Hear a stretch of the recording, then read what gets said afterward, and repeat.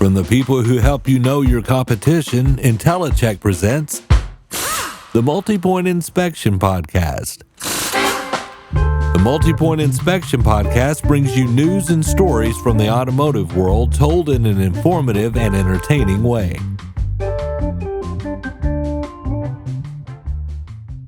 You might know Chris Craig from social media platforms like TikTok and YouTube. Hey boss, the technician messed this one all up. You're gonna have to back flag them or something. I don't know what you want to do with this. This customer's mad right now. They're hot. Oh, well, what's going on? Why is the customer upset? Kind of got started on social media because I realized that there's a definite training need. I saw a lot of unfortunate turnover with service advisors. One store I worked in, we lost, 14 in a year. And I said, there's something that could be done for this. There's no training out there. I'm looking online. I don't see it. So I started creating my own content on social media, just talking about the industry. And I started telling stories, hey, I ran into this today. This is what I did to overcome it. And it caused some traction. Why is there this back and forth of you're going under the bus, now you're going under the bus? Well, the original comment actually had the answer there. It's because the advisor was trying to save him or herself. And it happens the other way too when the technician is trying to save him or herself. And this led to Chris becoming fixed operations content owner at RockED. So everything that's in our app, which is a training-based platform, a short form, micro-learning, curriculums, 1 to 3 minute videos, take 1 or 2 of those a day, spoon feed it to yourself over the course of the week, learn about your brake cells, your tire cells, overcoming objections, metrics, all this different stuff for salespeople as well as service advisors. Now I work on curriculum and content every single day, and I get to do what I love to do, which is help train and coach and mentor the people of the automotive industry. And Chris wrote a white paper where he surveyed 804 automotive professionals in order to help assess where technicians are in the most need of training. This study right here, got me, and I can't believe I'm saying it, but I will be speaking at NADA about this study right here. In this episode of the Multi-Point Inspection Podcast, Chris and I will do a deep dive into the white paper.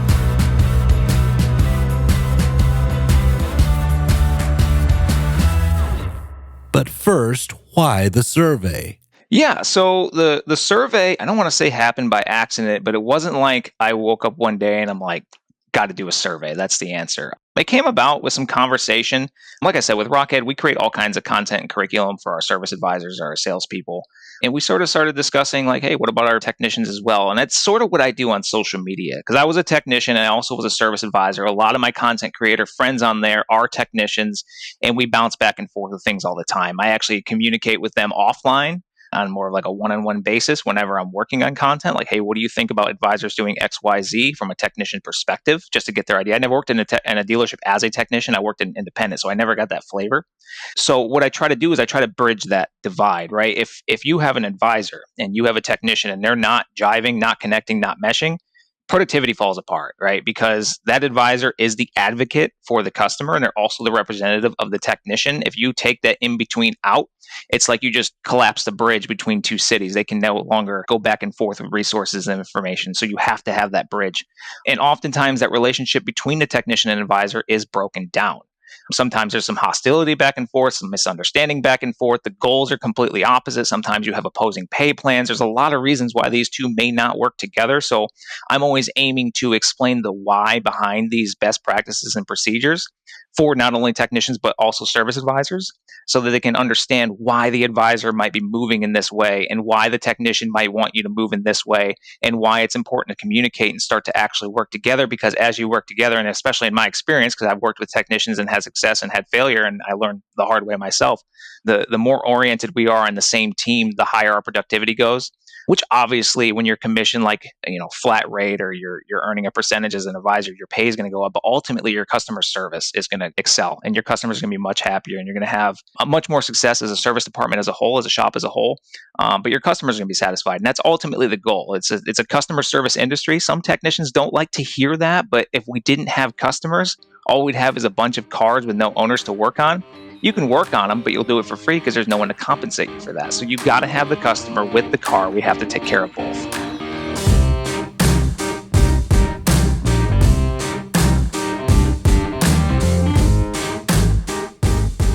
And now on to the survey. Number 1, what makes a technician successful in today's automotive industry?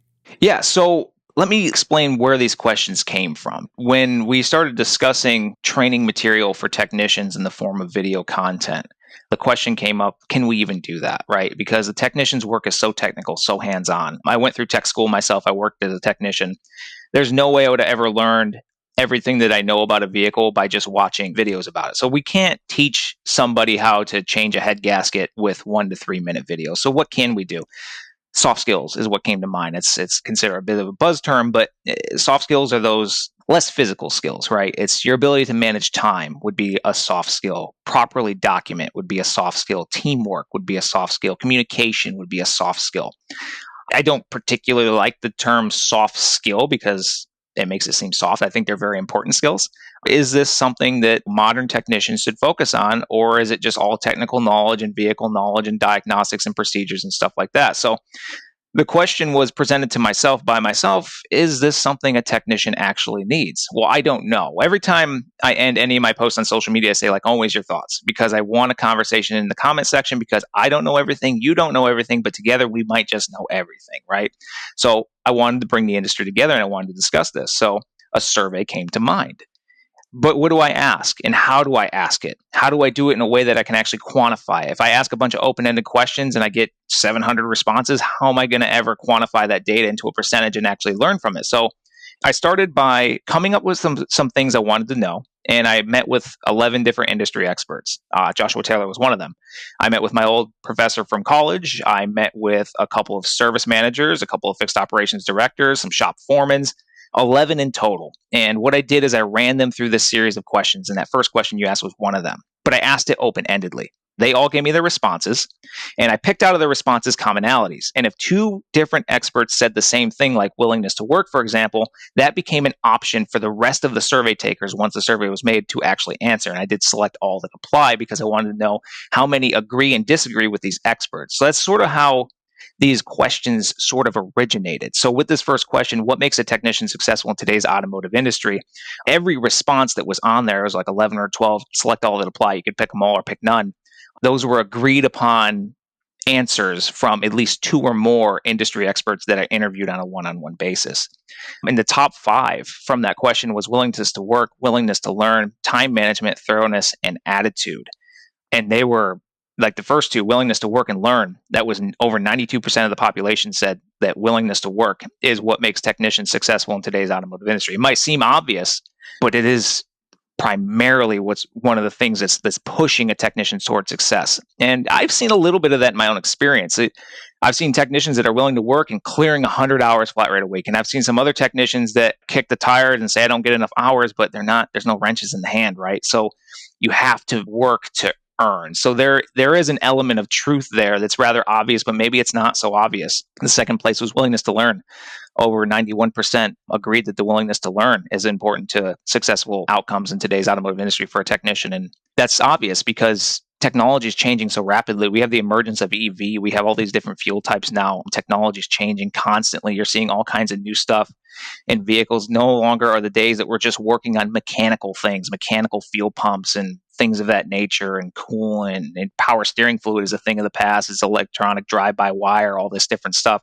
There's several computer systems in every vehicle. When I was in tech school, I had to learn binary code. I had to actually learn some of that IT stuff. I had to learn electrical theory.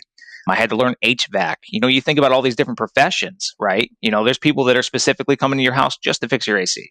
There's people coming to your house specifically just to look at your electrical system. On a vehicle, we have all those same systems, but it's one professional that's handling all those systems simultaneously. So the willingness to learn is very important because we all don't know everything about all those systems, and those systems are always improving and changing. So you have to be willing to continue to learn. So you have to have that humbleness to say, I still have more to go. Even though I'm an A-Tech, even though I've been doing this for years and years and years, I still have more to go and I still have to continue to learn.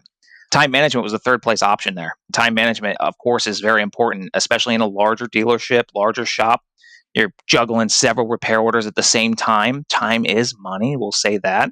And when you're working on flat rate, you don't get paid to walk to the key box, to walk to the parking lot, to drive the vehicle back, to go to the advisor, to ask this question, to go to the parts department and back. So to streamline those sort of activities where maybe I do a loop, right? I'm on the key box, the advisor, repair order, back to the car, back into the shop, and then I maybe do that loop again. Just find a process that works so you're not doing this in like a star pattern, you're doing kind of like a circle, right? To save that time. It's those little things that count.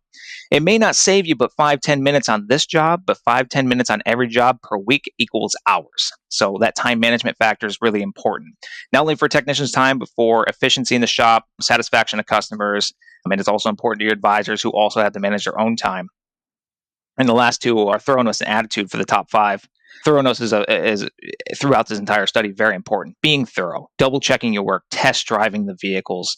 If you diagnose something, you say that's the problem, it's the ABS, double check and verify that. Be thorough in your work, because if you don't have time to do it once the correct way, you do have time to do it twice the correct way, right? So if I don't take the time to verify my work, verify the repair, I will have to go back and do it twice.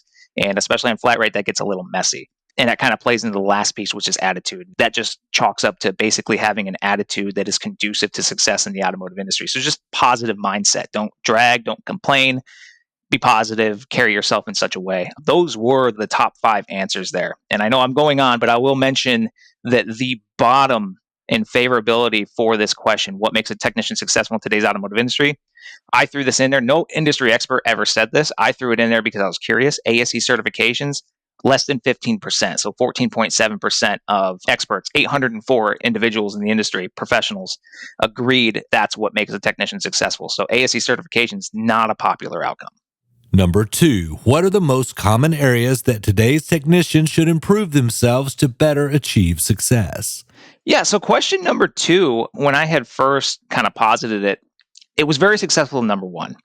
What I was seeing this question as is more of a question of what can you do to get better? Like the first one was what is a characteristic that would be conducive to a successful technician? But now, what specifically should a technician focus on today to improve themselves, to become better in the industry, to grow their own careers? The top 5 from top to bottom for this was willingness to continue learning, then technical knowledge, attitude, adaptability to industry changes, and then thoroughness. So you're already kind of noticing some commonalities. Attitude was already popular. Thoroughness was already popular. Continue learning is close to willingness to learn, so it's very popular.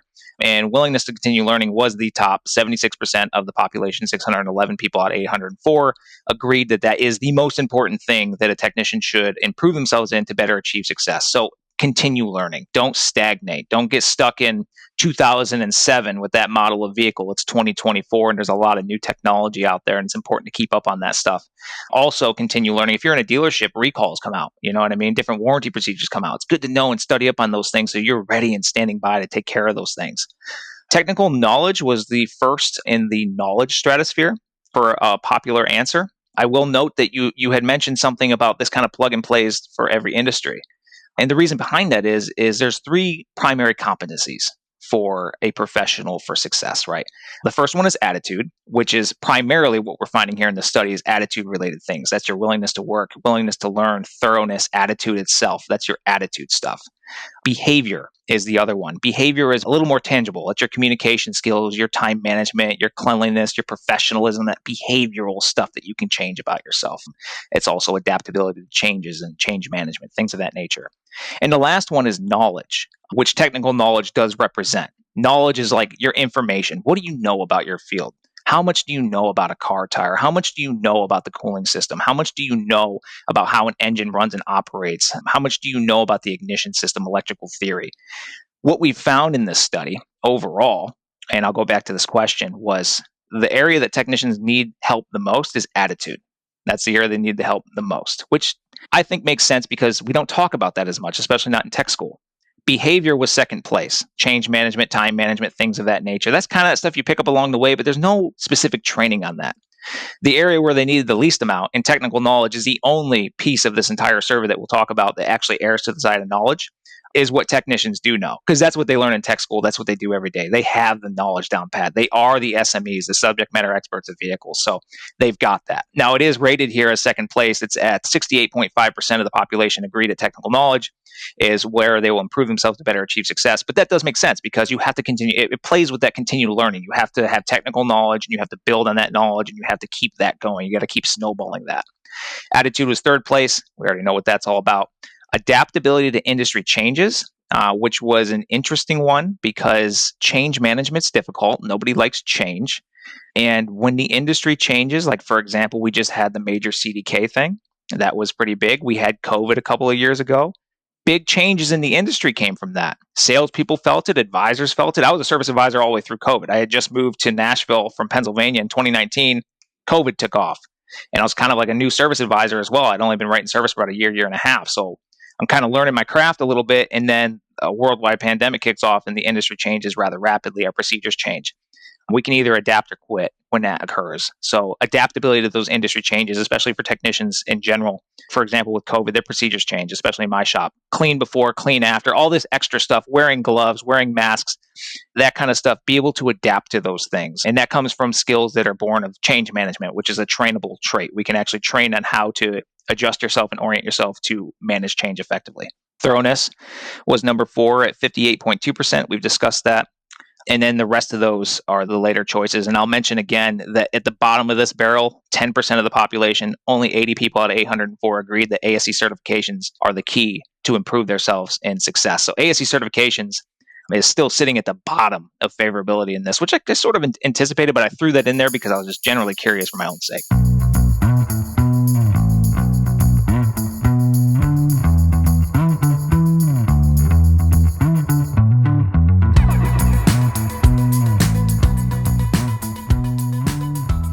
Number 3, what qualities best indicate that an inexperienced new hire technician will succeed in the automotive industry? Yeah, so this is one of my more favorite questions because this got at the thing that I was kind of caring about the most, which is the entrant technician, the brand new technician, that person fresh out of school or fresh off the street that's coming in to change oil. I saw so much turnover when I was writing service with those individuals, and I rarely ever saw one move to main shop and actually grow in their career. Of course, I didn't spend a ton of time with some of these people, but it's just not something that I personally saw often. So I was very curious about this. At the top, again, is the willingness to learn and ask questions. As a newcomer, that's very important. When you come from school, when you come from tech school, you're at the top of your game, right? You know everything. You graduated school, you got this nice piece of paper, and then you're changing oil. That's difficult for some. So you kind of have a chip on your shoulder a little bit. Not everybody, but you feel like you know some stuff. You've rebuilt engines, you've done transmissions, you know electrical theory, you aced all your tests, you got the paper, you graduated, and you're fresh into the shop. Still be willing to learn and ask questions. You don't know everything. You have a lot of knowledge, but you don't have any experience. So learn and ask questions is the number one. And I think that's why over 91% agreed. 2 is willingness to work. 3 is attitude. 4 is attendance. All kind of mold together. Attendance is the one that actually super surprised me because, you got a new job. You're moving into the automotive industry. You're coming out of school or whatever. And you think attendance is obvious, but apparently that's a quality that a lot of people are looking for. So potentially that's a quality that a lot of new hires are lacking. And I kind of played with this on my own social media channels in an unofficial way, and it seems to be an issue. Being on time and attending work as you're supposed to are characteristics that indicate that a technician is going to succeed. Seems rather obvious, but since it's so important to the people that took this survey, it seems like it might be an actual problem. And that plays into attitude and behavior again. And those are things that are not trained on in technician school. So it may seem rather obvious that you would have to have those characteristics, but maybe nobody's telling these people. Maybe that's part of why we're not seeing higher levels of retention with these entrant level technicians. The number 5 most popular, 67.3% agreed, ability to adapt to automotive culture. And that goes back to you come from tech school, that's a different culture. You're a senior now, right? You climbed the ranks. You spent 4 years or 4+ years getting to this point, or 2 years, or however long your schooling was. Mine was 4. But you get to the top of the food chain there. You're the top. Everyone's coming to you for answers. Everyone's looking at you like, I want to be that guy or girl. I want to get to where they are. They're graduating. And then you go like this and you go to work, right? And you have all these technicians that have been doing it for 20, 30 years. Some of these people that are coming out of school haven't even been alive that long as these people have experience. So those technicians may have forgot more than those new technicians actually know. So you get into those situations where that's a major culture shock. You go from the top of the food chain straight to the bottom of the barrel, and you got to climb all over again. And that change is difficult to deal with, and that culture is difficult to change with.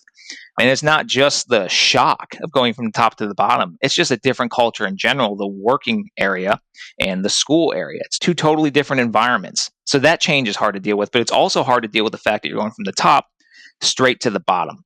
And that's where the bad attitudes might come into play. That's where the attendance might come into play. Well, they don't even care about me anyways. They're just making me change oil. I'm better than this. So I'm just going to come in whenever I want because it's not a big deal.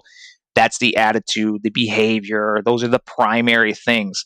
And as a matter of fact, yes, there's actually nothing in the knowledge stratosphere, in the knowledge capacity that these professionals agreed on that said is the top 5 most important things for a new hire technician to actually show. So they're not actually looking for higher levels of technical knowledge. They're looking for higher levels of positive attitudes and a higher level of behavior, meaning time management and things of that nature.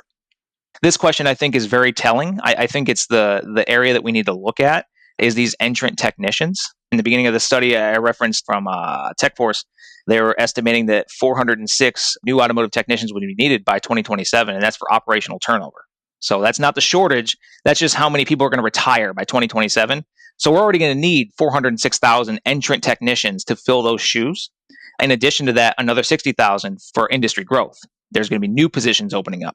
So you're looking at 466,000 entrant technicians we're going to need to bring into the industry and train and retain by 2027, in addition to the deficit that we're already seeing, which was estimated to be over the next 5 years around 800,000. So deficit plus industry need for turnover and things of that nature. Entrant technicians are very, very important. So that's why this question to me is so telling and important, because these are the things, if these are the things that our professionals are looking for and what they're seeing for these entrant technicians that are actually going to stick around and succeed, these are the things that we should be training on and ensuring that these people have in their characteristic set to ensure the highest level of probability for everyone to succeed in the highest degree possible. We'll get into the final 2 questions of the survey and what it all means after a word from our sponsor. Perception is not always reality. And, there's this perception that the dealerships are more expensive for everything. And InteliChek kind of confirms that that's not the case. InteliChek helps dealerships become aware of where their prices stand in regard to their competitors. And InteliChek does a good job of giving us that pricing data to confirm that we're in the market. And this allows dealerships to make their customers aware of their competitive pricing. I placed 2 placards in the business center so they could see that while they're over there working on computers. Also placed it in our coffee area. We have a glass wall there, so when they walk in, as they're putting their creamer and sugar in their coffee, they're going to look up and see the pricing for our pricing as well as our competitors.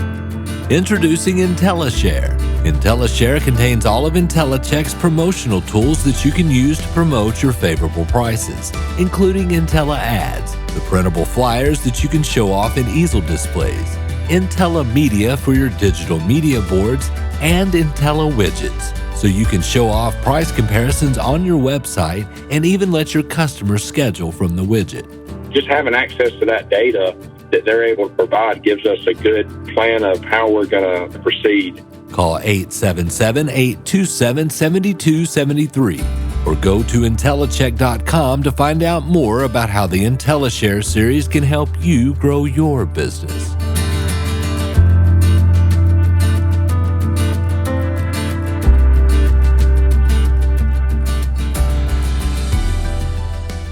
Number 4, rate the frequency of deficiency in new hires in the following areas.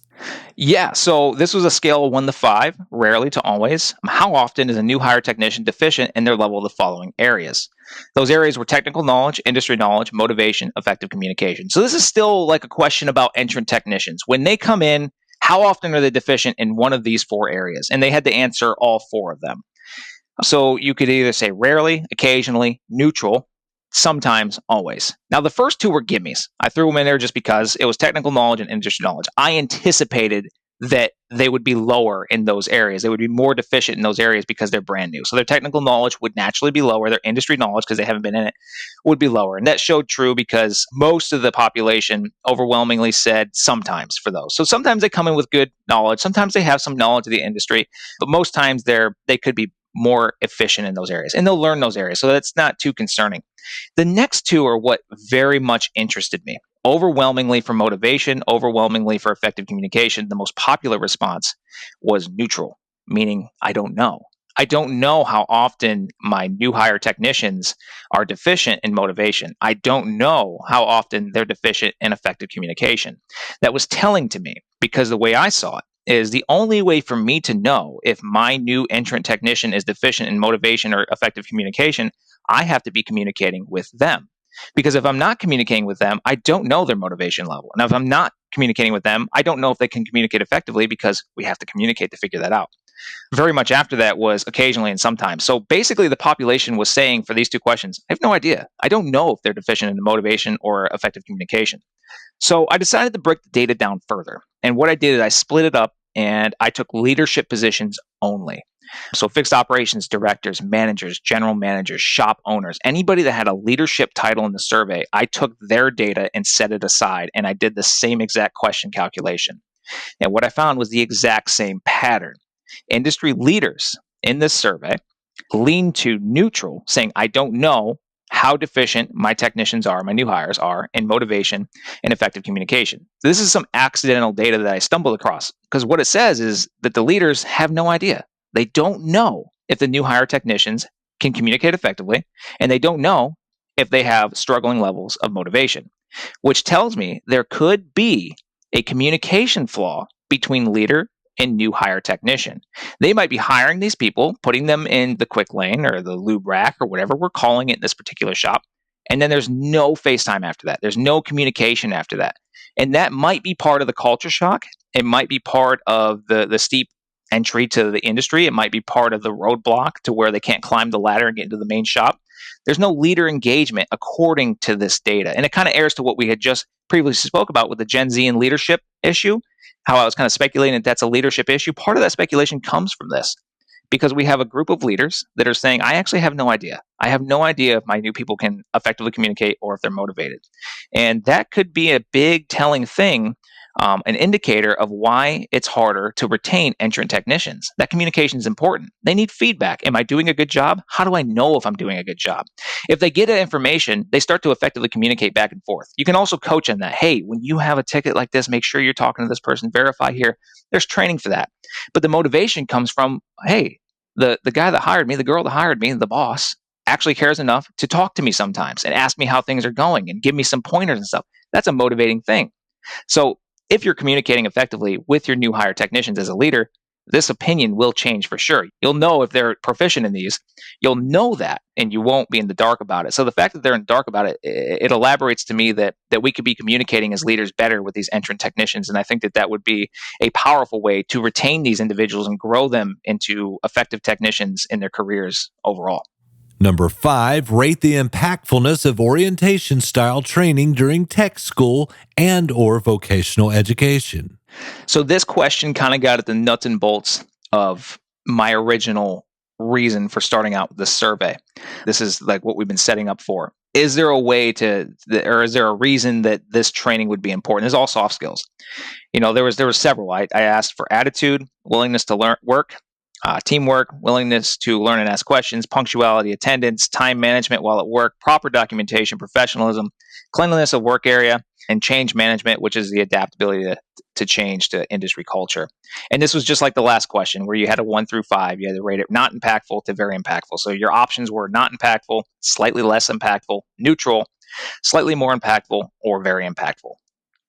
And for all of those questions individually that were asked, only 2 did not have an overwhelming response pattern for very impactful.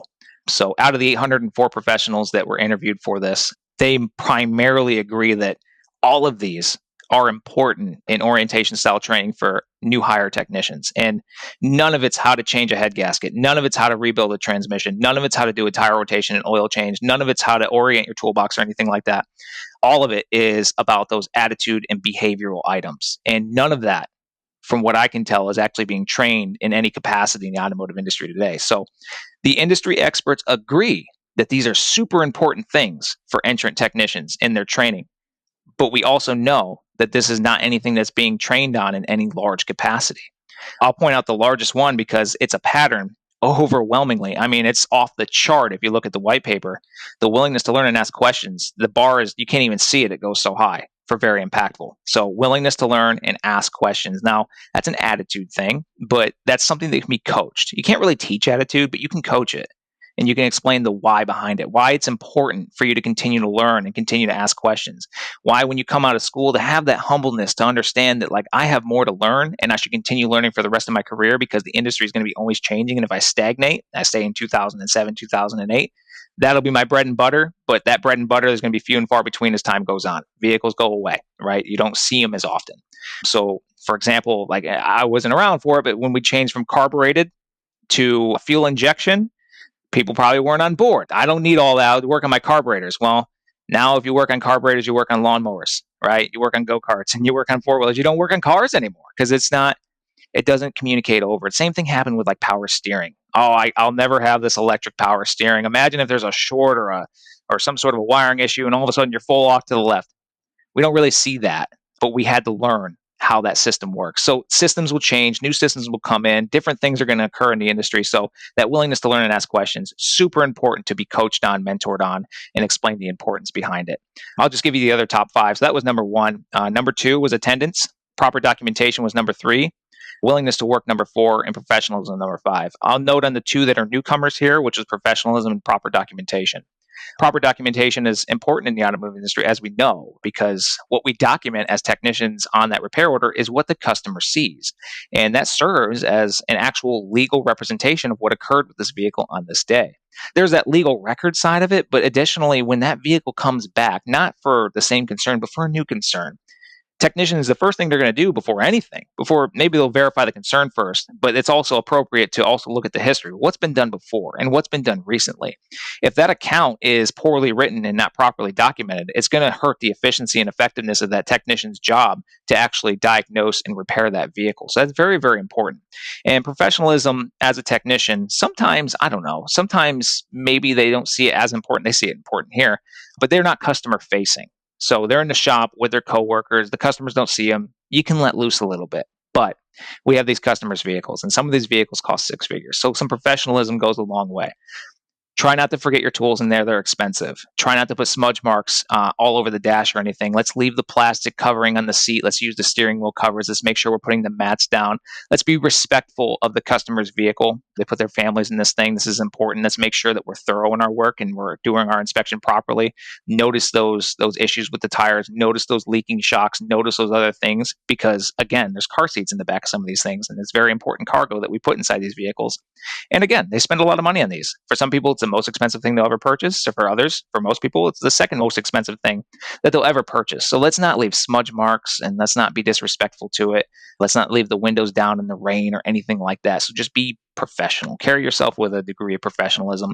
And if you are pulling a car up on the service lane, this is the military in me. Make sure your uniform's a little bit straight, right? Let's not look a mess, right? Because if you're getting out of the vehicle, out of somebody's expensive vehicle, and you're looking like a mess and you got grease all over you and you're sweating, I understand you're going to sweat and all that stuff. Just wash the hands before you drive it up front, before anybody sees you, because you are handling somebody's very important, very expensive asset to their life that is essentially their freedom. Vehicles equal freedom. Without a vehicle, we have freedom, but we have no capacity to get anywhere that we need to go. So it's a very important facet of all of our lives. So let's be professional about it when we are handling these things.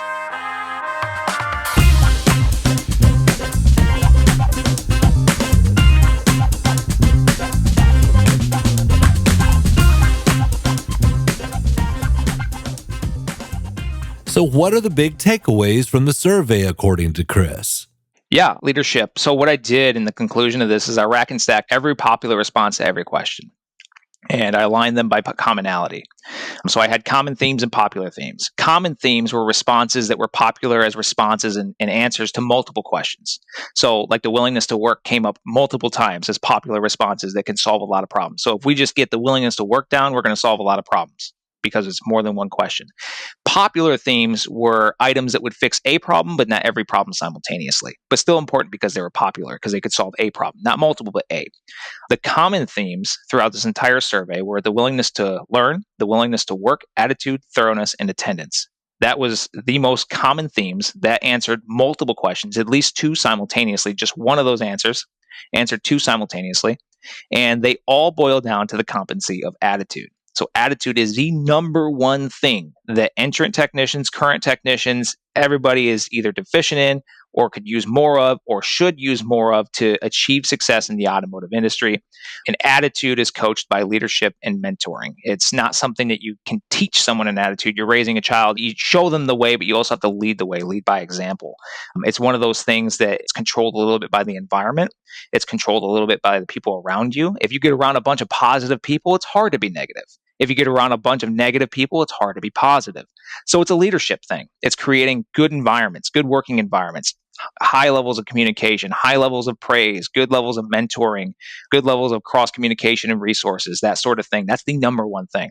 The popular themes were time management, ability to adapt to automotive culture, adaptability to changes, technical knowledge, proper documentation, and professionalism. All of those, except for technical knowledge, were behavior based. So behavior is second place in competency. It's still very important. Those are things that we can train on, but they're not things that we train. I mean, I went through school. I learned some time management through experience, but I was never really taught it in technical school. Adaptability to change and culture, that's just one of those things. You either figure it out or you don't. Not too many people, especially in the automotive industry, are teaching on those things. We teach it on the other side of the counter sometimes with salespeople and with service advisors and customer facing, but technicians don't really get exposed to that sort of training, but they still experience all the changes that we experience on the service lane or on the sales floor, for example. So those are important things to lean towards. And then proper documentation and professionalism. You learn those as you go. And some technicians I've worked with had really bad documentation to the point where like things were getting back charged on warranty because they weren't documenting them properly. And professionalism as well.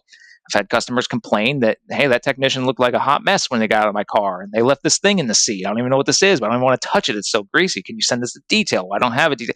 It's a whole mess. So very important. And then the only other competency there was knowledge with that technical knowledge. But that just shows that the area of knowledge as far as competency for technicians, you got it. Like they have the knowledge. Obviously, you approach any technician, even if they have a poor attitude, even if they can't manage change, they're going to fix that car. They're going to diagnose and fix that car. That we can be sure of that. But leadership is the answer.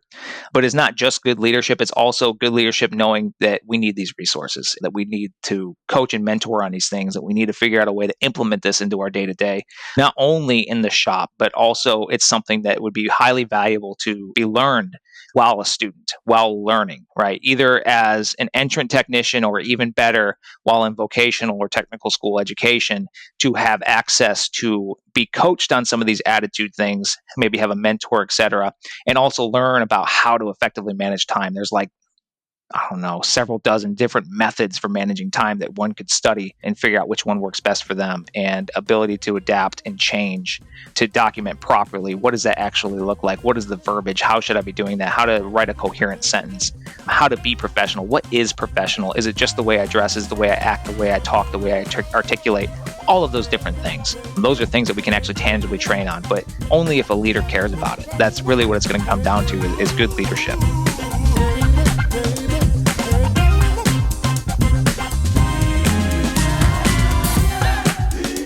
I'd like to thank Chris Craig of RockED for this most insightful discussion. You can find the Multi-Point Inspection Podcast on Apple Podcasts, Amazon, Spotify, or wherever you listen to podcasts. And be sure to subscribe and give us a 5-star rating. It helps with the algorithm thingy. Executive producers for the Multi-Point Inspection Podcast are Melissa Marlette and Joe Gibson. It is written, produced, and narrated by me, Brandon Barnett. This episode's featured music is Cosmic Disco by Dr. Delight.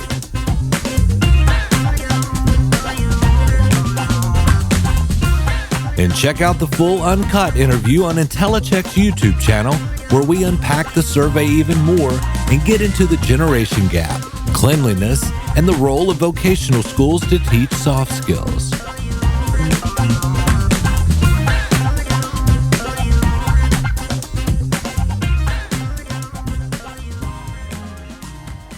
InteliChek. Know your competition.